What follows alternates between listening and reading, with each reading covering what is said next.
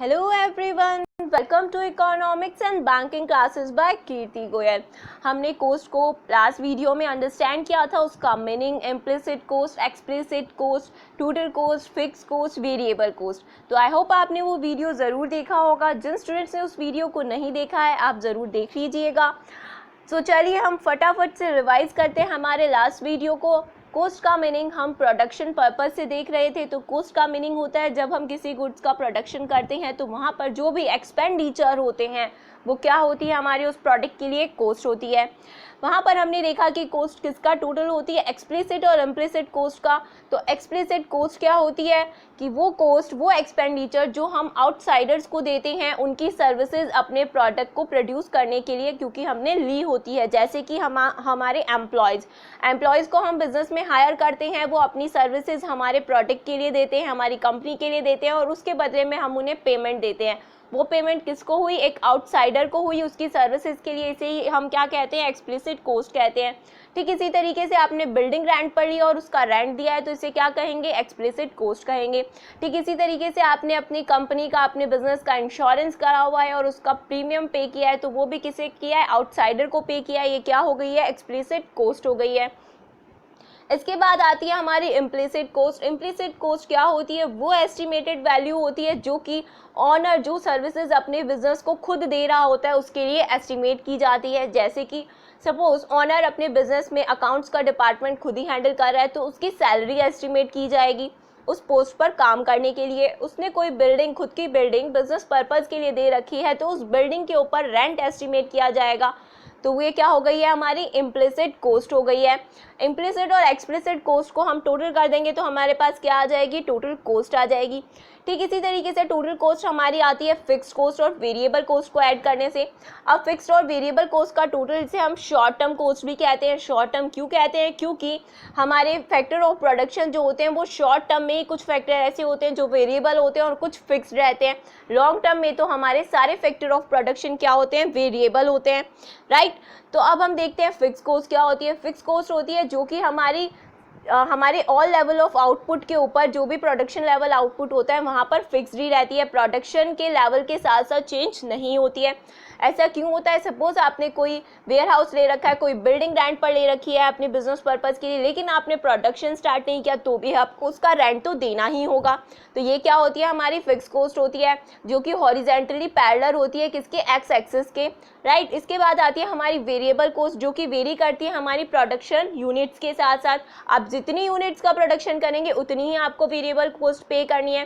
Zero level of output के ऊपर हमारी जो वेरिएबल कॉस्ट होती है वो क्या होती है, जीरो होती है, क्योंकि ये प्रोडक्शन के साथ साथ वेरी करती है। अगर सपोज आपने कोई शर्ट प्रोड्यूस करनी है तो आपका कपड़ा तभी खर्च होगा, आपकी लेबर तभी खर्च होगी, आपका थ्रेड्स वगैरह तभी खर्च होंगे जब आप एक शर्ट बनाएंगे। अगर आपने शर्ट बनानी स्टार्ट नहीं किया तो आपका जो कपड़ा है, जो आपने कपड़ा मंगाया शर्ट बनाने के लिए, वो खर्च नहीं होने वाला है, राइट।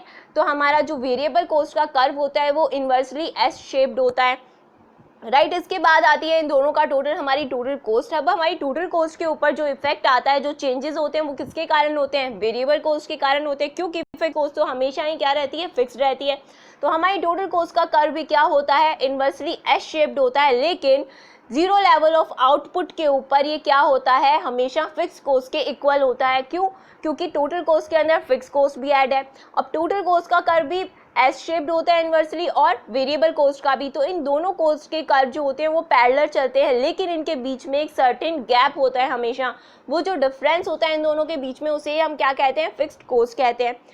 तो आई होप आपको ये टॉपिक अच्छे से क्लियर हो गया था। हमने इसे फटाफट से रिवाइज भी कर लिया है। जिन स्टूडेंट्स ने इसे नहीं देखा था, डिटेल में देखने के लिए आप मेरा वो वीडियो देख सकते हैं। तो आज का हमारे टॉपिक में हम डिस्कस करेंगे अपॉर्चुनिटी कॉस्ट को और इकोनॉमिक कॉस्ट को। तो चलिए वीडियो स्टार्ट करते हैं। वीडियो स्टार्ट करने से पहले कुछ इन्फॉर्मेशन मेरे बारे में है। मैंने यूनिवर्सिटी ऑफ राजस्थान से MCOM किया है और 2 टाइम कॉमर्स से नेट क्वालिफाई किया है। तो चलिए बिना टाइम वेस्ट किए हुए हमारा टॉपिक स्टार्ट करते हैं। Opportunity coast. अपॉर्चुनिटी कोस्ट क्या होती है? जब एक फर्म डिसाइड करती है कि वो किसी पर्टिकुलर कमोडिटी को प्रोड्यूस करेगी, तो उसके लिए वो क्या करती है कि उसके पास ऑप्शंस तो काफ़ी सारे होते हैं, तो उसमें से एक ऑप्शन को, एक वैल्यू ऑफ अल्टरनेटिव कमोडिटी जो होती है उसको वो छोड़ देती है। तो उसी वैल्यू ऑफ अल्टरनेटिव कमोडिटी को हम क्या कहते हैं? अपॉर्चुनिटी कोस्ट कहते हैं। यानी कि बहुत सारे ऑप्शंस होते हैं हर पर्सन के पास में, जब उनमें से वो कोई एक ऑप्शन चूज़ कर लेता है तो बचे हुए ऑप्शंस के अंदर जो बेस्ट अल्टरनेटिव होता है उसी हम क्या कहते हैं? अपॉर्चुनिटी कोस्ट कहते हैं। आइए इसे एक एग्जांपल के थ्रू समझ लेते हैं। सपोज एक हमारे पास में किसान है जिसके पास में ये खेत है। अब इस खेत के अंदर वो या तो वीट प्रोड्यूस कर सकता है या फिर राइस प्रोड्यूस कर सकता है। अगर उसने वीट प्रोड्यूस कर ली तो उसने राइस को प्रोड्यूस नहीं कर सकता। वो अगर उसने राइस प्रोड्यूस किया तो वो वीट को प्रोड्यूस नहीं कर सकता, राइट। तो यहाँ पर अगर वो राइस को प्रोड्यूस करता है तो वीट को प्रोड्यूस नहीं कर रहा है, तो यानी कि राइस को प्रोड्यूस करने के लिए जो वीट है वो उसके लिए क्या हो गई है? अपॉर्चुनिटी कोस्ट हो गई है। आई होप यहाँ से आपको क्लियर हो गया होगा, नहीं तो हम इसे और अच्छे से अंडरस्टैंड करते हैं। यानी कि अपॉर्चुनिटी कोस्ट की डेफिनेशन क्या हो गई है कि is the next best alternative foregone. Foregone का मतलब क्या है कि जिस प्रोडक्ट को, जिस वस्तु को हमने प्रोड्यूस नहीं किया है, क्योंकि हम यहाँ पर किसके पर्पस से, किसके पॉइंट ऑफ व्यू से बात कर रहे हैं? प्रोडक्शन पॉइंट ऑफ व्यू से बात कर रहे हैं, राइट। तो the value of decide to give up, यानी कि जो वैल्यू उसने गिव अप करने का डिसाइड कर लिया है वही क्या होती है? अपॉर्चुनिटी कोस्ट होती है। इसे हम ये भी कह सकते हैं opportunity cost equals to next best alternative forgone. यानी कि हमारी अपॉर्चुनिटी कोस्ट किसके इक्वल हो गई है? जो हमने नेक्स्ट बेस्ट अल्टरनेटिव छोड़ दिया है, राइट। तो इसे एक एग्जाम्पल के थ्रू हम अंडरस्टैंड करते हैं। सपोज ये एक प्रोड्यूसर है, इस पर्सन को बहुत ही कंफ्यूजन है, इसके पास में 3 ऑप्शंस हैं। फर्स्ट ऑप्शन इसके पास में ये है कि ये प्रोडक्ट ए प्रोड्यूस कर सकता है या फिर बी कर सकता है या फिर सी कर सकता है। तीनों एक साथ ये कभी भी प्रोड्यूस नहीं कर सकता है, राइट। ये परसेंटेज है। तो हम यहाँ पर देख रहे हैं कि अगर वो प्रोडक्ट ए प्रोड्यूस कर रहा है तो उसे रिटर्न ऑन इन्वेस्टमेंट एक्सपेक्टेड है कि 10% मिलता है। अगर वो बी प्रोडक्ट को चूज़ करता है तो उसे रिटर्न ऑन इन्वेस्टमेंट कितना मिल सकता है? 15% मिल सकता है। अगर वो रिटर्न ऑन इन्वेस्टमेंट को 12% पर चूज़ करता है तो उसे कितना कौन सा प्रोडक्ट उसे प्रोड्यूस करना होगा? प्रोडक्ट सी प्रोड्यूस करना होगा, राइट। तो यहाँ पर हमें तीनों की पता चल गई कि कितना रिटर्न ऑन इन्वेस्टमेंट मिल सकता है। अब सपोज उसके पास कंडीशन ये है कि उसे ये पता चल, आप कहोगे कि जिसमें सबसे ज़्यादा रिटर्न मिल रहा है वही प्रोडक्ट वो चूज़ करेगा प्रोड्यूस करना। तो सपोज अगर वो प्रोडक्ट बी को चूज़ कर लेता है कि मैं प्रोडक्ट बी को प्रोड्यूस करूँगा, तो अगर वो प्रोडक्ट बी को चूज़ करता है तो यहाँ पर अपॉर्चुनिटी कोस्ट क्या हो जाएगी? अगर वो प्रोडक्ट बी को चूज़ करता है तो अपॉर्चुनिटी कोस्ट क्या हो जाएगी? अपॉर्चुनिटी कोस्ट वो होती है जो हमने बेस्ट अल्टरनेटिव छोड़ दिया है। एक एक्सेप्ट करने के बाद जो बेस्ट अल्टरनेटिव हम छोड़ देते हैं वही क्या होती है? हमारे लिए अपॉर्चुनिटी कोस्ट होती है। तो हमने 15% के रिटर्न के साथ में बी प्रोडक्ट को हमने एक्सेप्ट कर लिया, तो हमारी अपॉर्चुनिटी कोस्ट होगी सी प्रोडक्ट, क्योंकि रिमेनिंग कितना बचा? 10% एक्सपेक्टेड रिटर्न और 12% एक्सपेक्टेड रिटर्न बचा हमारे पास। तो इन दोनों के रिटर्न में कौन सा बेस्ट है? सी का ऑप्शन बेस्ट है, सी प्रोडक्ट का। तो यानी कि अगर हम बी प्रोडक्ट को चूज़ कर लेते हैं तो हमारे लिए अपॉर्चुनिटी कोस्ट कौन सा प्रोडक्ट होगी? सी प्रोडक्ट, राइट। और सपोज उसने सी प्रोडक्ट को चूज़ कर लिया है तो अब हमारी अपॉर्चुनिटी कोस्ट क्या होगी?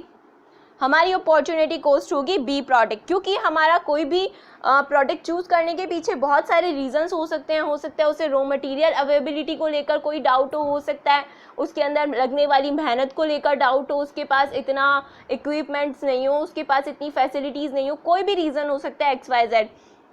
तो वो जो भी प्रोडक्ट चूज़ करता है, जो भी प्रोडक्ट को चूज़ करता है प्रोड्यूस करने के लिए, उसके अलावा जितने भी प्रोडक्ट्स को छोड़ देता है, उन प्रोडक्ट्स में से जो कि बेस्ट होता है वो क्या हो जाता है? हमारा जो कि नेक्स्ट बेस्ट होता है वो क्या हो जाता है? हमारे लिए अपॉर्चुनिटी कोस्ट हो जाती है, राइट। तो यहाँ पर बच्चे अक्सर कंफ्यूज हो जाते हैं नेक्स्ट बेस्ट अल्टरनेटिव, लेकिन यहाँ पर नेक्स्ट बेस्ट अल्टरनेटिव फॉरगॉन कहा गया, यानी कि जो छोड़ दिए गए अल्टरनेटिव्स हैं उनके अंदर से जो बेस्ट होता है वो क्या होती है? हमारी अपॉर्चुनिटी कोस्ट होती है। तो आई होप आपको अपॉर्चुनिटी कोस्ट का कॉन्सेप्ट बहुत ही अच्छे से समझ में आया होगा। किसी भी तरह का कोई डाउट नहीं रहा होगा। फिर भी अगर आपको कोई डाउट लगता है तो आप मुझे कमेंट सेक्शन में पूछ सकते हैं। इसके बाद हम देखते हैं इकोनॉमिक कॉस्ट क्या होती है। इकोनॉमिक कॉस्ट जो होती है हमारी, आपको यहाँ पर स्क्रीन पर दिख रहा होगा कि इकोनॉमिक कॉस्ट होती है हमारी वेरिएबल कॉस्ट और फिक्स कॉस्ट का टोटल, इसी के साथ में अपॉर्चुनिटी कॉस्ट का टोटल।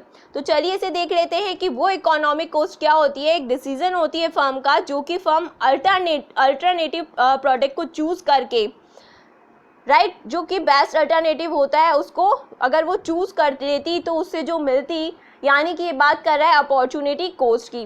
तो हमारी एक सिंपल सी इक्वेशन हो गई है इकोनॉमिक कॉस्ट के लिए कि variable cost plus fix cost plus opportunity cost, इसे हम क्या कहेंगे, इकोनॉमिक कॉस्ट कहेंगे, राइट। तो यहाँ पर आपको आई होप ये सब कुछ अच्छे से समझ में आ गया, इकोनॉमिक कॉस्ट समझ में आ गई है, क्योंकि हमने वेरिएबल कॉस्ट फिक्स कॉस्ट को पहले ही अंडरस्टैंड कर लिया था और अपॉर्चुनिटी कॉस्ट को हमने आज अंडरस्टैंड कर लिया है। तो हमारा ये कॉन्सेप्ट कंप्लीट होता है इसी के साथ में। तो आई होप आपको ये लेक्चर पसंद आया होगा, यूजफुल लगा होगा, समझ में आया होगा। तो please like share subscribe and press on bell icon for further notification. Till then, thank you.